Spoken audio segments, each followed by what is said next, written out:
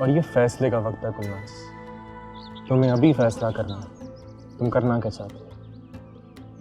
और इसके बाद तुम मुझसे शिकायत मत करना। हाँ ठीक कहा तुम, ये फैसले का वक्त है, लेकिन फैसला मैंने नहीं तुमने करना। अभी 2-4 दिन हैं, तुम अपनी अम्मी को लेकर मेरे घर आओ, रिश्ता पक्का कर दें वो तो मैं पेपर नहीं दूंगी। ब्लैकमेल करी मुझे? तुम हर बात क्यों गलत समझते हो? मैं कोई ब्लैकमेल नहीं कर रही हूँ तुम्हें, मैं सिर्फ पेपर ना देने का जवाब चाहती हूँ। शादी की बात हो जाएगी तो फिर मैं वही करूंगी जो तुम चाहते हो। देखो गुलनाज, मेरा ख्याल है अब मुझे चलना चाहिए।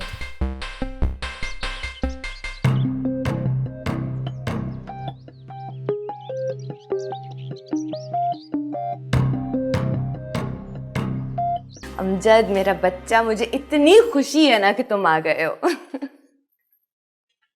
कैसे आ गई खाला की याद तुम्हें? बस खाला आपके हाथ के पराठे खाने आया हूँ, कसम से बहुत दिल चाह रहा था। अरे तो पहले फोन करके बता देते, मैं सारी तैयारी करके रखती हूँ, तुम जैसे ही आते गर्मा गर्म पराठे तुम्हारे लिए तैयार होते। मैं जाके बनाती हूँ, तुम ऐसा करो वहां जाके बैठ जाओ। आप आराम से बनाएं, मुझे कोई जल्दी नहीं। अच्छा चलो ठीक है, मैं जल्दी से बनाती हूँ।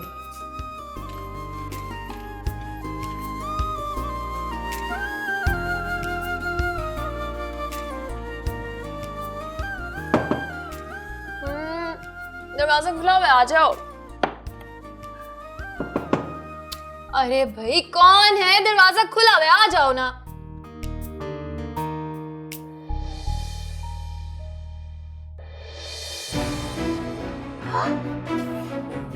तुम यहाँ पे क्या कर रहे हो तुम?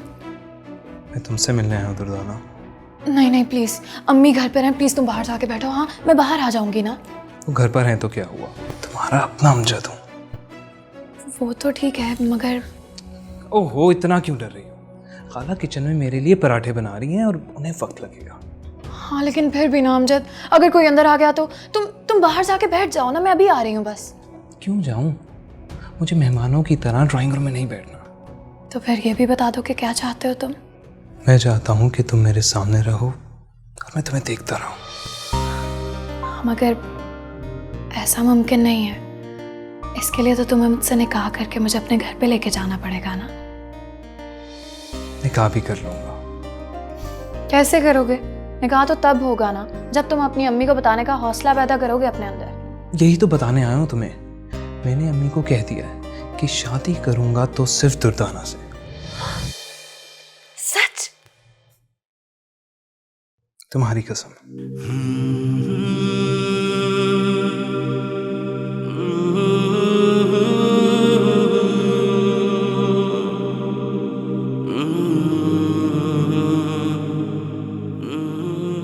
वाकई? क्या कहा उन्होंने?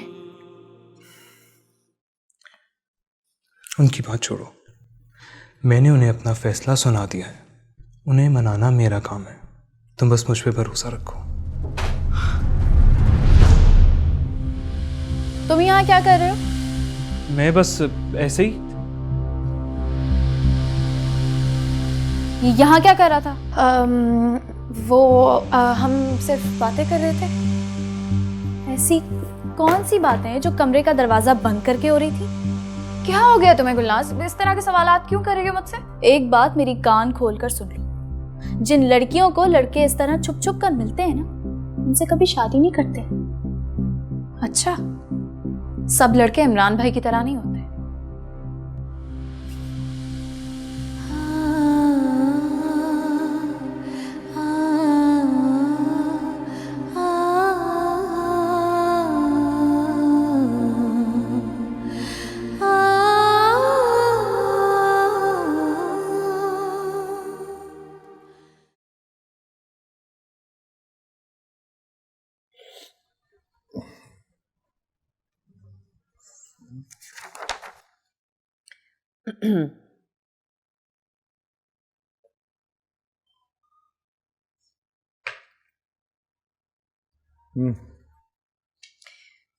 नजीब अहमद, ये जो शोरूम का काम है ना, ये शोरूम में छोड़कर आया करो। इंसान घर आता है, कोई सुकून का सांस लेता है, बीवी बच्चों से बात करता है, कोई हंसता खेलता है, और तुम हो ये हिसाब किताब लेके बैठ जाते हो। अब इस उम्र में तुम्हारे साथ अटकेलियां करने से तो आराम है। खैर, जब उम्र थी नजीब अहमद तब तुमने कौन सी अटकेलियां कर ली थी? पुरानी बातें करके दिल जलाने के सिवा मिलेगा क्या? उस सुहाने दिन जिनके ख्वाब कम उम्री में लड़कियां देखती हैं वो तो ज़ाया हो गए। मैं तो बस ये कह रही थी नजीब अहमद, हर वक्त काम में लगे रहते हो, अपनी सेहत का भी थोड़ा ख्याल रखा करो। जान है तो जहान है, ये ना हो कि बीमार पड़ जाओ। अरे वाह, आज मेरी सेहत का ख्याल कैसे आ गया तुम? अब ऐसी बात ना करो नजीब अहमद, मैंने तो सारी उम्र तुम्हारी सेहत की फ़िक्र की है। अपनी फ़िक्र की होती तो आज ये हाल ना होता। सही कह रही हो तुम। अगर तुमने अपनी फिक्र की होती तो मैं वक्त से पहले बूढ़ा ना होता। क्या मतलब है इस बात का? आखिर कहना क्या चाह रहे हो? मेरा मतलब है कि अगर बीवी खुद पर तवज्जो दे ना थोड़ी सी, तो मर्द का दिल जवान रहता है। माना नजीब अहमद कि मैंने कभी खुद पे तवज्जो नहीं दी, लेकिन अभी भी लाखों से अच्छी हूं। अब मैं फहमीदा बनने से तो रही। और वैसे भी ये जो हर वक्त बनाव सिंगार करती हैं ना औरतें, ये कोई अच्छी नहीं होती। एक बात कहूँ, जब तक तुम फहमीदा के लिए अपने दिल से मैल नहीं निकालोगी, सारी जिंदगी जलती भुनती रहोगी। मैं क्यों जलती भुनती रहूंगी? जले भुने मेरे दुश्मन, और जले भुने वो लोग जो मेरे दुश्मनों के सज्जन हैं, उनके हमदर्द हैं। मैं भी कितनी बदनसीब औरत हूँ, सारी जिंदगी जिस शौहर की वफादार रही, जिसके लिए रोटियां बनाई, कपड़े धोए, बर्तन मांजे, अपने हाथों का ये हाल कर लिया, उसने कभी झूठे मुंह मेरी तारीफ नहीं की। डरो डरो, मेरी आह से डरो नजीब अहमद। खुदा के वास्ते, मुझे काम करने तो बड़ा जरूरी काम कर रहा था। तो मुझे भी तुम्हारे पास बैठने का कोई शौक नहीं है, मैं भी जरूरी बात करने के लिए आई थी। कहो, कौन सी जरूरी बात करनी है तुमने? वो मैं चाह रही थी नजीब अहमद, तुम ना जुल्करनैन के घर चलो मेरे साथ। तुमने जाना तो चली जाओ, मेरा जाना जरूरी है क्या वहाँ? जरूरी है, इसीलिए तो कह रही हूँ। वो मैंने बतूल का रिश्ता मांगना है अमजद के लिए। क्या? इसमें इतना हैरान होने वाली क्या बात है? क्या बेटे की शादी नहीं करनी? ये एकदम तुम्हें अमजद की शादी का ख्याल कैसे आ गया? देखो, जब तक वो किसी कामकाज में नहीं लग जाता, मैं उसकी शादी करने के हक में नहीं हूँ। अपना बोझ तो वो उठा नहीं सकता, बीवी को कहां से खिलाएगा? जब हमारी शादी हुई थी नजीब अहमद, तब तुम क्या करते थे? अल्लाह बख्शे मेरे अब्बा को शादी के 10 साल बाद तक अपनी मोटरसाइकिल के पेट्रोल के पैसे तुम अब्बा से लिया करते थे। अब करते हो ना काम, जब अमजद के सर पे पड़ेगी वो भी कर लेगा। अरे तब की बात और थी, तब इतनी महंगाई नहीं थी। अब तो देखो, बात को टालो मत नजीब अहमद, मैंने हमेशा सारी जिंदगी तुम्हारी बात मानी है, तुम्हें मेरी ये ख्वाहिश पूरी करनी होगी बस। अच्छा बताओ ना, कब चलोगे मेरे साथ जुल्करनैन के घर? पहले अमजद से तो पूछ लो, वो शादी के लिए तैयार भी है कि नहीं? है वो शादी करने के लिए तैयार, मगर वो मगर क्या? बाप की तरह बेटे पे भी फहमीदा का असर हो गया। कहता शादी करूंगा मगर दुर्दाना से। क्या? इससे पहले कि वो वहां पे कोई गुल खिलाए, मैं अमजद की बात पक्की करना चाहती हूँ बतूल से।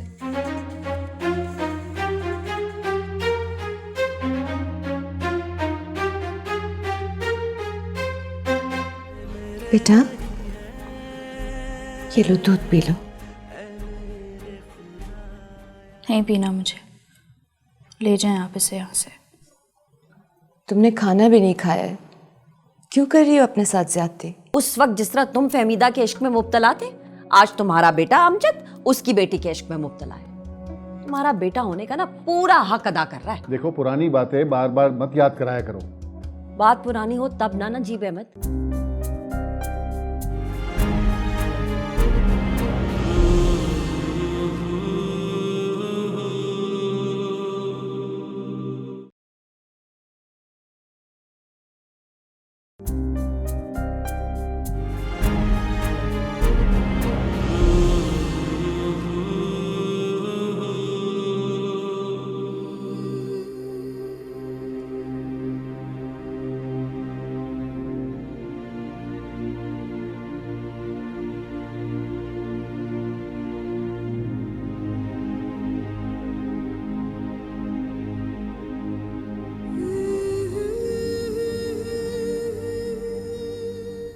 क्या सारी आजमाइशें हमारे लिए?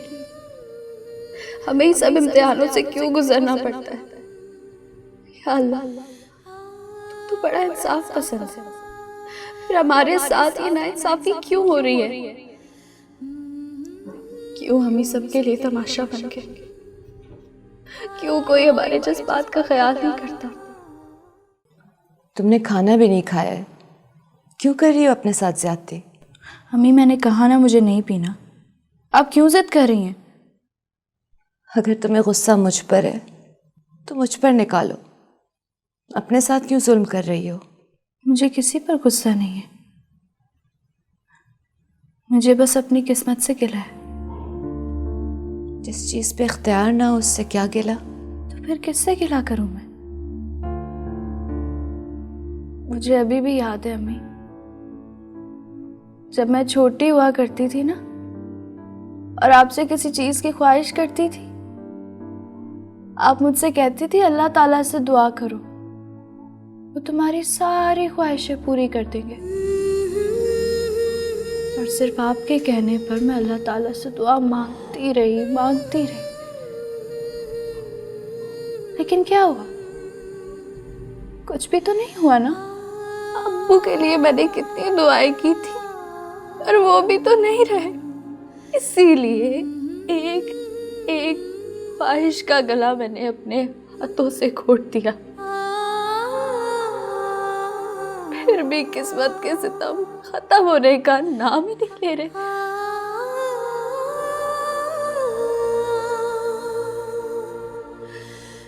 हमें सबको क्या दुश्मनी है अपनी हमसे? आपसे क्या दुश्मनी है सबको? कोई आपका नाम सुनना क्यों गवारा नहीं करता? बताए ना अम्मी, क्या बिगाड़ा आपने सबका? बताए ना मुझे, आपने क्या बिगाड़ा है उन सबका?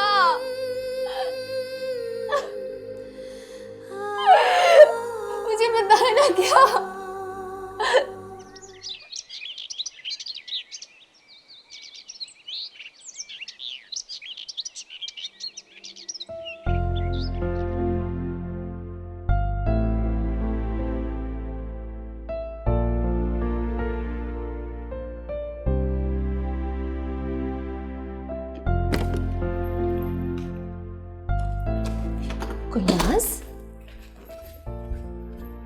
गुलनाज बेटे, उठो उठो उठो, पूरी रात यहीं सो गई। और शाबाश, बिस्तर पे चलो। अच्छा अच्छा।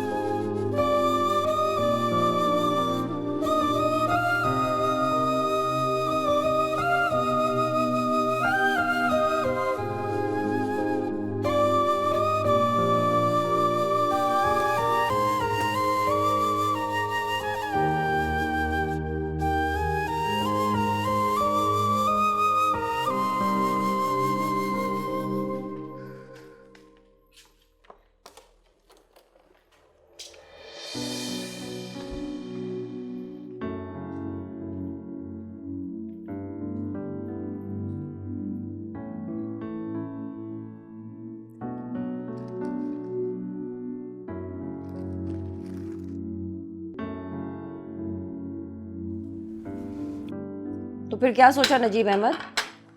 किस बारे में? ये जो अखबार है ना, इसको थोड़ी देर साइड पे रख दो और तवज्जो से मेरी बात सुनो। हाँ हाँ बोलो, मैं सुन रहा हूँ। ये मुझे समझ में नहीं आती, सारा दिन शोरूम में एसी के सामने बैठ के कुर्सी पे भी तो अखबार पढ़ते हो ना, जब घर आया करो तो ध्यान मेरी तरफ लगाया करो। सुबह सुबह मुझसे पहेलियाँ क्यों बुझवा रही हो? इसी तरह बात बताओ, बात क्या है? नजीब अहमद, मैं कुछ दिनों से देख रही हूँ कि तुम्हें मेरी हर बात जो है ना वो टेढ़ी लगती है। सारी कमियां खामियां ना मुझ में ही नजर आती हैं। अब फिर से शुरू ना हो जाना। सीधी तरह वो बात कहो जो कहना चाहती हो। मैंने पूछा था कि जुल्करनैन के घर कब जाना है मेरे साथ। मैं इस बात को अब मजीद लटकाना नहीं चाहती। आखिर इतनी जल्दी क्या है? देर ना हो जाए इस डर से जल्दी है मुझको। मेरे भी वैसे क्या नसीब है नजीब अहमद, 15 साल पहले जहां खड़ी थी आज किस्मत ने दोबारा उसी मकाम पे लाके खड़ा कर दिया। उस वक्त जिस तरह तुम फहमीदा के इश्क में मुब्तला थे, आज तुम्हारा बेटा अमजद उसकी बेटी के इश्क में मुब्तला है। तुम्हारा बेटा होने का ना पूरा हक अदा कर रहा है। देखो, पुरानी बातें बार बार मत याद कराया करो। बात पुरानी हो तब ना नजीब अहमद। जिस तरह तुमने फहमीदा के सामने मेरे हाथ बंधवाए हैं ना, रोजे महशर हिसाब लूंगी तुमसे। अब बस भी कर दो ना, रोज एक ही कहानी लेकर बैठ जाती हो। इसीलिए तो मैं कह रही हूँ नजीब अहमद, अगर मेरे जख्मों का कुछ में दावा चाहते हो ना तो मेरी बात मान लो, मेरे साथ जुल्करनैन के घर चलो। ठीक है, मैं सोचता हूँ इस बारे में, अभी जरा मुझे जल्दी है। नजीब अहमद, अब सोचने की कोई जरूरत नहीं है, मैंने सोच लिया है। तुम मुझे सिर्फ ये बताओ कि तुम जुल्करनैन के घर मेरे साथ कब चल रहे हो?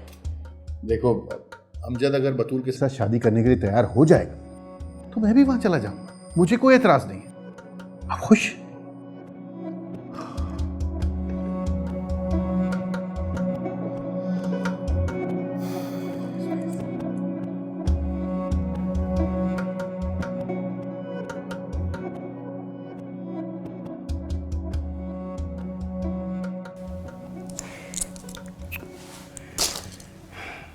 फहमीदा, वो तुम्हारी कोठी वाले वापस आ गए क्या?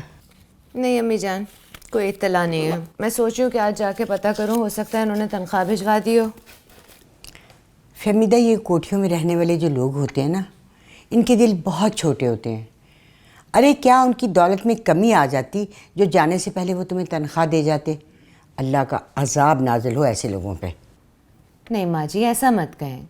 आपको पता है वो लोग हमारा कितना ख्याल रखते हैं, तनख्वाह से हमेशा बढ़ के मिला है हमें। हाँ, वो तो ठीक है, लेकिन इस बार तो हाथ कर गए ना। अब अगर तुम सोचो कि 2-4 महीने वो वापस पलट के नहीं आते तो कैसे चलेगा राशन पानी? और फिर यहाँ पर तो कोई ऐसा है भी नहीं जिसे तुम उधार पकड़ सको। आप परेशान मत हो अम्मी जान, अल्लाह ताला कोई सबब बना देगा। अब मुझे जाना चाहिए, आज बिल जमा कराने की आखिरी तारीख है।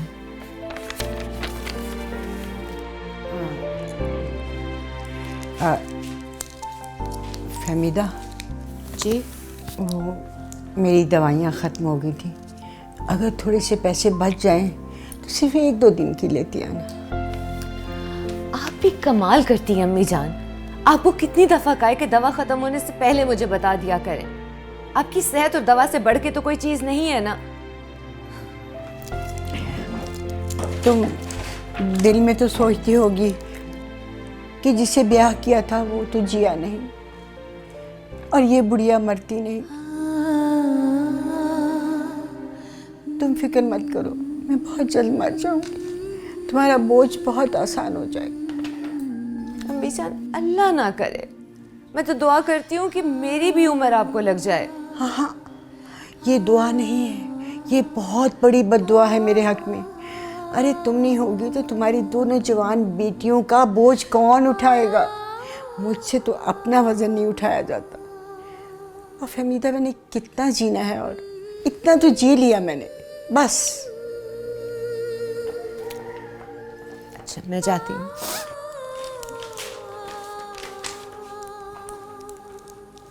अल्लाह हाफ़िज़ अम्मी जान।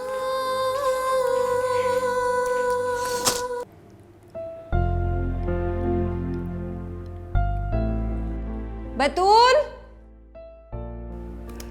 जी अम्मी। अपना मोबाइल लेकर आना।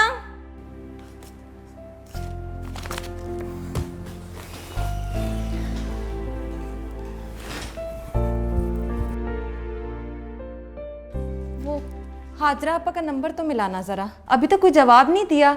मैंने सोचा उनसे पूछूं उन्होंने नजीब भाई से बात की भी है या नहीं। तो अम्मी आप थोड़ा इंतज़ार कर लें, जब उनकी बात हो जाएगी वो आपको खुद ही कॉल कर लेंगे। मैंने कोई मशवरा नहीं मांगा तुमसे, जो कहा है बस वो करो।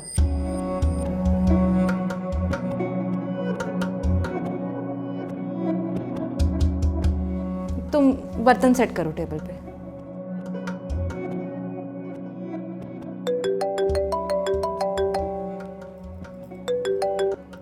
हाँ रुकैया, भाई बड़ी लंबी उम्र है तुम्हारी, अभी तुम्हें ही फोन करने का सोच रही थी। कैसी हो? मैं ठीक हूँ हाजरा आपा, अल्लाह का शुक्र। बस आपके मुंह से खुशखबरी सुनने का इंतज़ार कर रही थी। मैंने सोचा पूछूं आपसे, कोई बात हुई आपकी नजीब भाई से कि नहीं? देखो रुकैया, तुमसे ज्यादा जल्दी मुझको है। तुम्हारी तो रही बेटी, जहाँ चाहोगी उसका ब्याह कर दोगी और वो चुप करके कर लेगी। मेरा तो है बेटा और ऊपर से इस कदर मुंह जोर। अगर जल्द ही मैंने उसे नकेल ना डाली ना तो एक दिन खुद सर पे सेरा सजा कर आ जाएगा। अब वो पुराने ज़माने तो रहे नहीं हैं जब माँ बाप की जूतियां घिस जाया करती थी लड़की वालों से हाँ करवाने में, अब तो लड़कियां खुद रिश्तों के बुलावे भेजती हैं। हाँ अपा, कह तो आप बिल्कुल ठीक रही हैं, लेकिन शरीफों के मुंह से हाँ निकलवाना आज भी उतना ही मुश्किल है जितना पहले था। हाँ, लड़कियां अगर फहमीदा की हों तो बात कुछ और है। हाँ तो मैं भी तो उसी की बात कर रही हूँ। अच्छा खैर दफा करो उसे। रुकैया, मैंने आज नजीब अहमद के मुंह से हाँ निकलवा ही ली। सच कह रही हैं आप पापा? 100% सच कह रही हूँ। नजीब ने तो मुझे कह दिया है, जिस दिन तुम कहोगी हाजरा, तुम्हारे साथ जुल्करनैन के घर जाके बतूल के रिश्ते की बात कर लूंगा। अरे वाह अपा, आपने तो कमाल कर दिया। फिर कब आ रहे हैं आप लोग? हाँ वो बस एक बार अमजद के मुंह से हाँ निकलने दो, फिर देखो कैसे चट मंगनी पट ब्याह करती हूँ मैं। क्या मतलब आपा? क्या अमजद अभी तक राजी नहीं हुआ? अरे रुकैया, तुम क्यों परेशान हो रही हो? अगर आज तक मैंने नजीब अहमद को फहमीदा के सहर से बचा के रखा है तो ये अमजद क्या चीज़ है मेरे सामने। लेकिन आपा मुझे बहुत डर लग रहा है, अगर अमजद ना माना तो? अरे रुकैया, तुम क्यों परेशान हो रही हो? और तुम्हें क्या लगता है मेरे जीते जी वो दुर्दाना को दुल्हन बना के ले आएगा मेरे ही घर में? ऐसा मैं कभी नहीं होने दूंगी। हाँ आपा, मुझे तो सिर्फ आप पर ही भरोसा है, आप जैसा चाहेंगी वैसा ही होगा। हाँ ये बिल्कुल तुम ठीक कह रही हो। अच्छा चलो रखती हूँ। हाँ अल्लाह हाफिज आपा।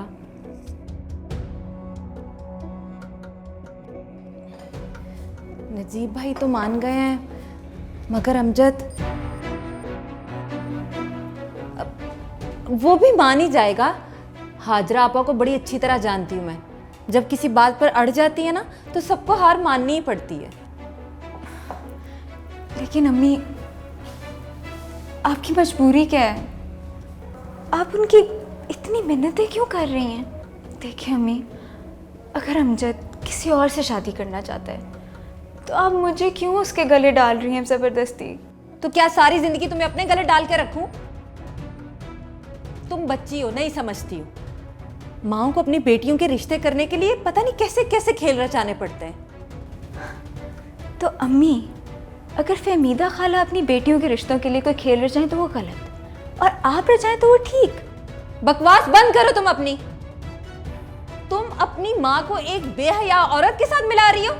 देखिए अम्मी, मैं तो बस ये कह रही हूँ कि आप मुझे किसी ऐसे शख्स के पल्ले ना बांधें जो किसी और को पसंद करता है। मैं अपनी सारी ज़िंदगी अपने शोहर के मुंह से उसकी पहली मोहब्बत के किस्से सुनते हुए नहीं गुजारना चाहती। बतूल देखो, ये मर्दों की मोहब्बतें आर्जी होती हैं, आज किसी से तो कल किसी से, लेकिन शादी मुस्तकिल होती है सारी ज़िंदगी के लिए। तुम नहीं समझोगी और तुम्हें समझने की ज़रूरत भी नहीं है।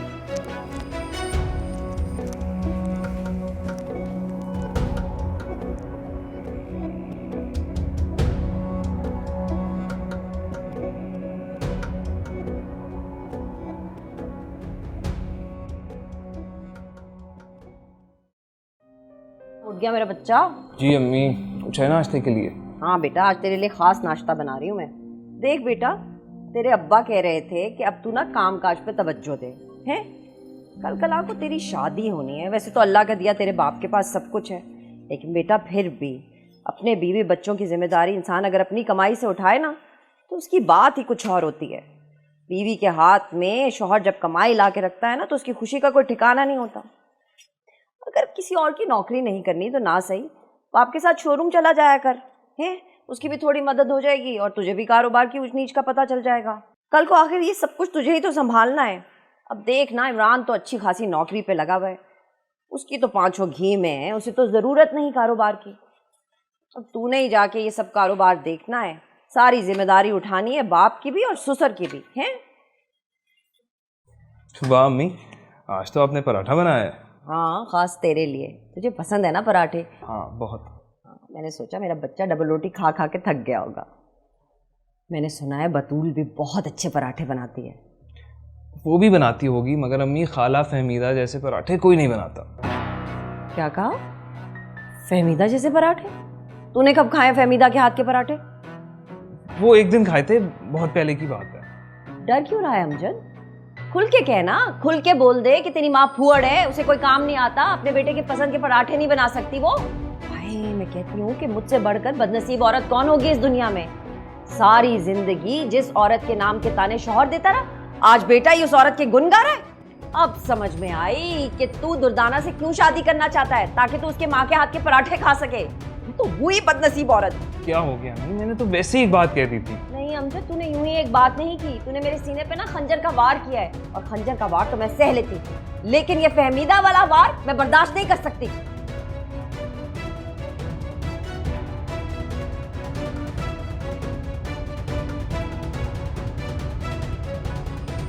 खान भाई, आपकी कोई बात हुई उन लोगों से? कुछ पता चला वो लोग कब वापस आएंगे? उनका कुछ पता नहीं है।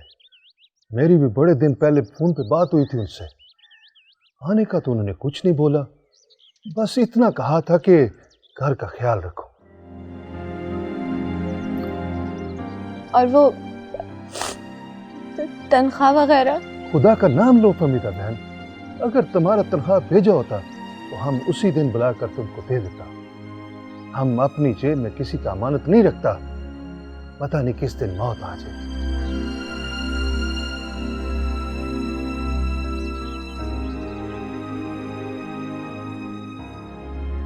क्या बात है फमीदा बहन, बहुत परेशान लग रही है।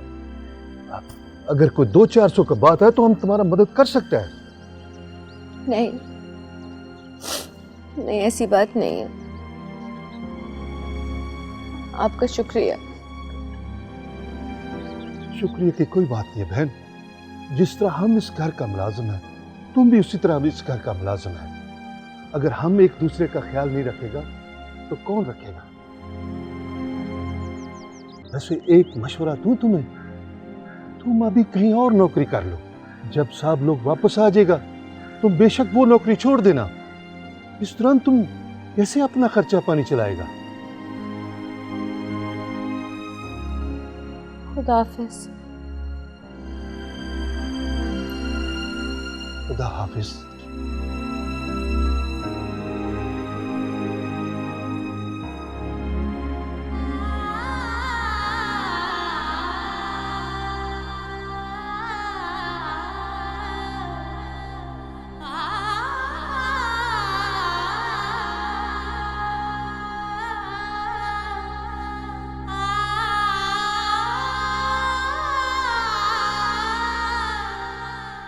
अम्मी, बिजली का बिल आ गया। देख के बताना कितने का है।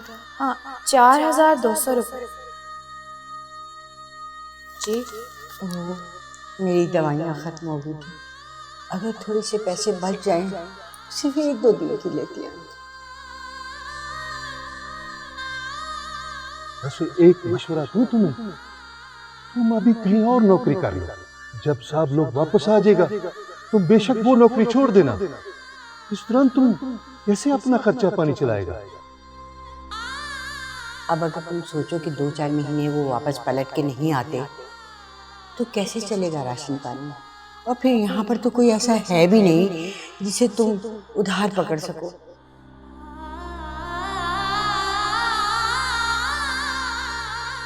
तुम दिल में तो सोचती होगी कि जिससे मैंने शादी की थी वो तो रहा नहीं।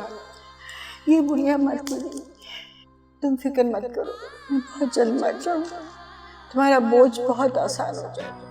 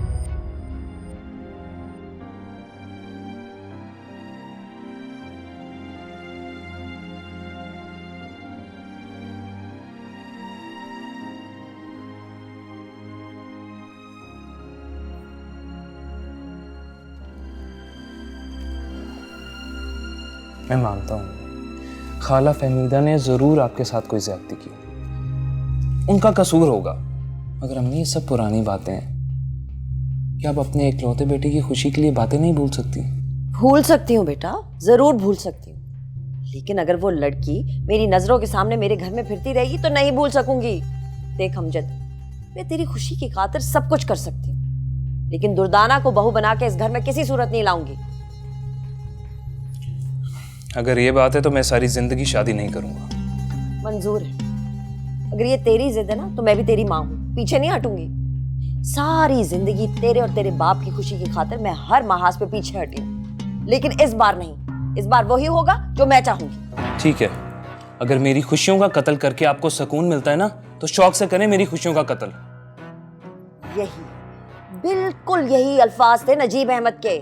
आज तक उसकी आवाज जो है ना वो मेरे कानों में गूंज रही है। उसकी भी सारी खुशियां ना फहमीदा के साथ जुड़ी हुई। मुझे एक बात बताओ, ये जो खुशियों का सर चश्मा है ये क्या फहमीदा की दहलीज से फूटता है जो हर कोई अपनी प्यास बुझाने के लिए वहां पे पहुंच जाता है? अम्मी खुदा के लिए एक बार अपना दिल साफ करके दुर्दाना से मिले तो सही, मुझे यकीन है वो आपको जरूर पसंद आएगी। हाँ बेटा, एक यही हुनर तो आता है उन माँ बेटियों को, फौरन हर किसी के दिल में उतर जाती है। लेकिन बेटा मैं इस मंजिल से बहुत आगे निकल आई। मुझे तो कोई नेक इंसान भी आके उन माँ बेटियों की गवाही देगा ना तो मैं कान नहीं धरूंगी। तू तो फिर नजीब अहमद का बेटा है। और देख हमजद बेटा, माँ की खुशी में अल्लाह की खुशी होती है। तो किसी लड़की के लिए माँ का दिल दुखाएगा ना तो याद रखना, माँ का दुख अर्श हिला देता है। अम्मी मैं आपकी ये ख्वाहिश पूरी नहीं कर सकता।